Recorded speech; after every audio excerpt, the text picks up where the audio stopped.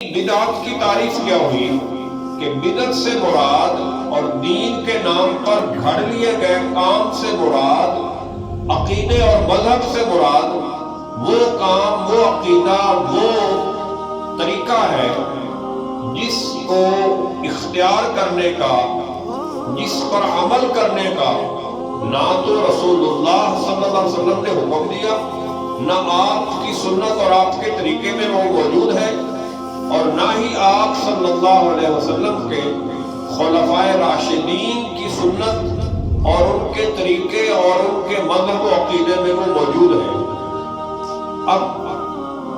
سوال یہ پیدا ہوتا ہے کہ بہت سارے کام ایسے ہیں جو رسول اللہ صلی اللہ علیہ وسلم کے زمانے میں بھی نہیں ہوئے اور خلفائے راشدین کے زمانے میں بھی نہیں ہوئے، تو اب کیا ہم انہیں بھی، حالانکہ ان کاموں کے ذریعے سے دین اسلام کو تقویت اور مسلمانوں کی خیر خواہی اور بھلا ہو رہا ہے، تو کیا ہم ان کاموں کو بھی بدعت کہیں گے اور بدعت کہہ کر ان کو بھی ناجائز و حرام یا ان کو رد کر دیں گے؟ لہذا جب یہ سوال پیدا ہوتا ہے تو علماء نے اس کا جواب یہ دیا کہ اصل میں رسول اللہ صلی اللہ علیہ وسلم کے اس فرمان عالی شان کی مراد دین کے نام پر ایسا کھڑا ہوا کام، ایسی اختراع اور ایسی ایجاد ناجائز و حرام ہے جس کے اختیار کرنے سے دین کو نقصان پہنچتا ہو، دین کی اصل حالت بگڑتی ہو، اور اس کام کو اختیار کرنے سے دین اسلام کے ارکان میں سے کسی رکن کی یا دین اسلام کے احکام میں سے کسی حکم کی نفی ہوتی ہو۔ لیکن ہر وہ کام جو صحابہ سے یا رسول اللہ صلی اللہ علیہ وسلم کی سنت سے ثابت تو نہیں ہے، لیکن دین اسلام میں اس کی ممانعت بھی کوئی نہیں آئی اور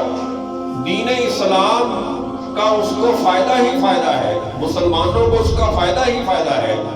تو وہ کام ہوگا تو بدعت، لیکن وہ بدعت نہیں ہے جو گمراہی کا باعث بنتی ہے۔ لہذا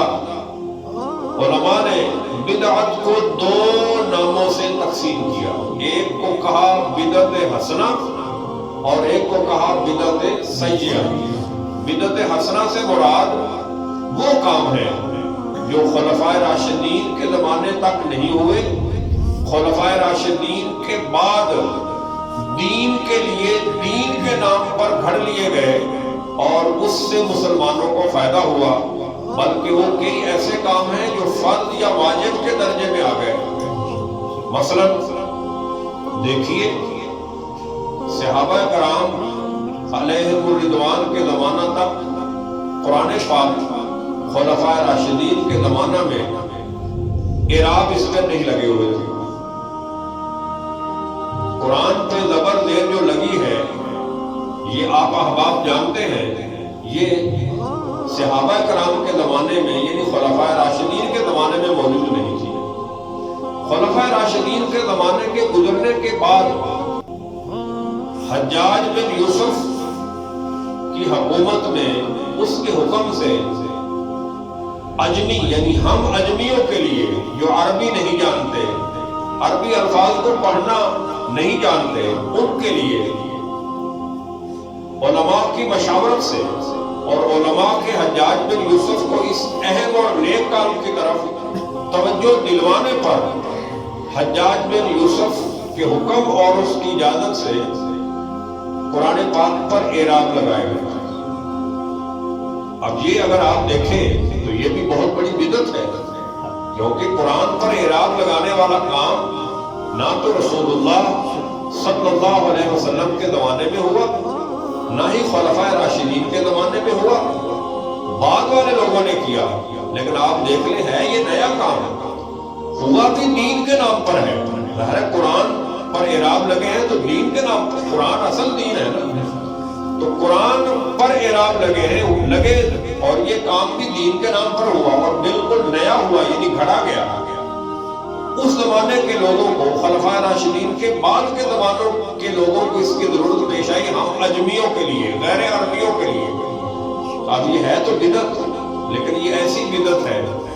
کہ اب اس بدعت کے بغیر غیر عربیوں کا، اجمیوں کا ہمارا کوئی چارہ ہی نہیں ہے۔ لہذا یہ ہے تو بدعت، لیکن یہ ایسی بدعت ہے جس سے دین کو فائدہ ہو رہا ہے، یعنی مسلمانوں کو بھلا ہو رہا ہے اور مسلمان اس سے استفادہ کر رہے ہیں۔ لہذا اب قرآن پر اعراب لگنے والے عمل کو ہم بدعت نہیں کہیں گے، اور بدعت کہہ کر ہم اسے گمراہی نہیں کہیں گے، دلالت نہیں کہیں گے، کیونکہ قرآن پر اعراب لگنے سے غیر عربیوں کو عربی پڑھنا آ گئی، قرآن پڑھنا آ گیا، اور قرآن پڑھ کر وہ